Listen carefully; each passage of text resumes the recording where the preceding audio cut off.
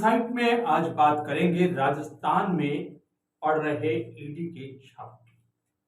प्रवर्तन निदेशालय ने सुबह ही सुबह राजस्थान की राजनीति में सरगर्मी पैदा कर दी।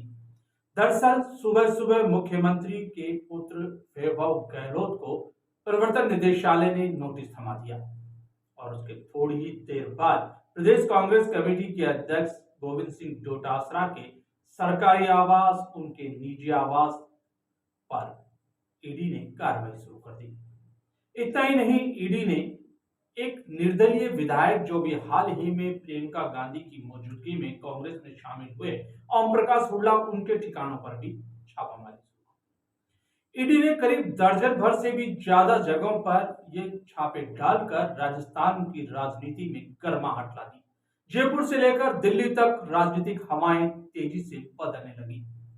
मुख्यमंत्री अशोक गहलोत के सामने एक बड़ा संकट यह है कि वे ईडी के इन छापों को लेकर अपने पुत्र को लेकर बात करें या गोविंद सिंह डोटासरा को लेकर बात करें या फिर निर्दलीय विधायक हुड्डा के निवास पर पड़ रहे छापों को या फिर पेपर लीक पर, यानी कुल मिलाकर उन्हें घेरने के लिए पूरी कवायद थी।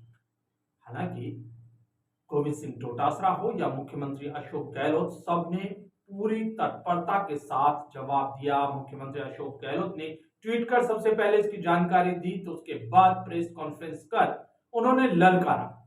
बात उनकी प्रेस कॉन्फ्रेंस करके निडरता जाहिर करने की या गोविंद सिंह डोटासरा की ओर से इसकी आलोचना, ये सब बातें अपनी जगह है, लेकिन हम बात करते हैं क्या परिदृश्य है।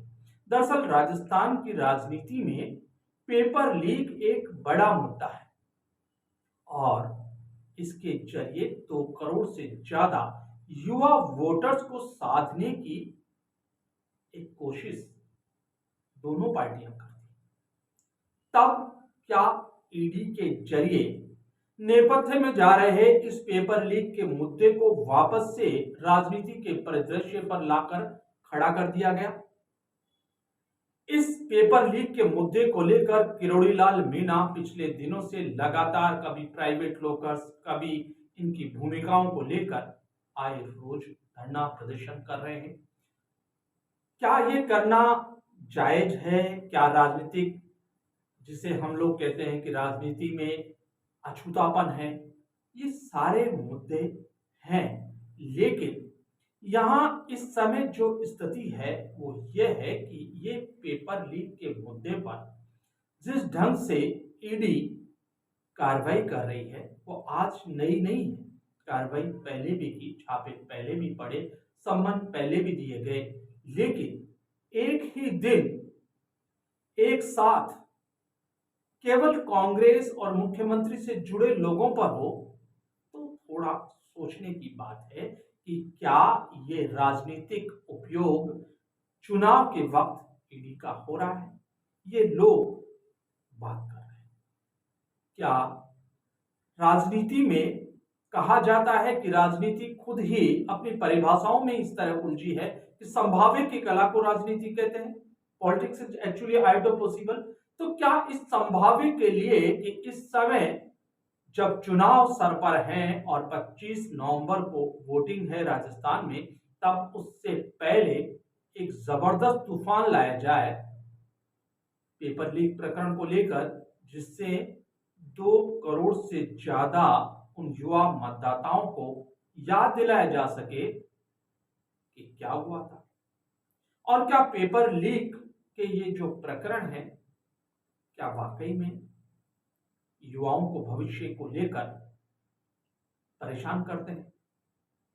अगर हम बात करें आज ईडी की, तो फिर हमें बात करनी चाहिए सचिन पायलट के मई माह में उठाए उन मुद्दों की जिनको लेकर उन्होंने अजमेर से जयपुर तक यात्रा निकाली।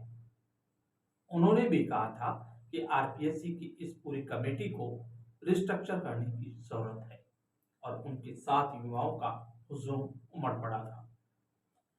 तो उस समय शायद सरकार ने और सरकार में बैठे लोगों ने पेपर लीक के करीब 1.5 दर्जन से ज्यादा पेपर आउट हुए तो युवाओं के दिलों पर क्या गुजरी उसे शायद नजरअंदाज कर दिया। तो उधर दूसरी ओर भारतीय जनता पार्टी और उसकी केंद्र में बैठी सरकार समय की नजाकता का इंतजार कर रही थी कि इस मुद्दे पर हम न्याय तो करेंगे, लेकिन न्याय का समय क्या होगा ये हम तय करेंगे।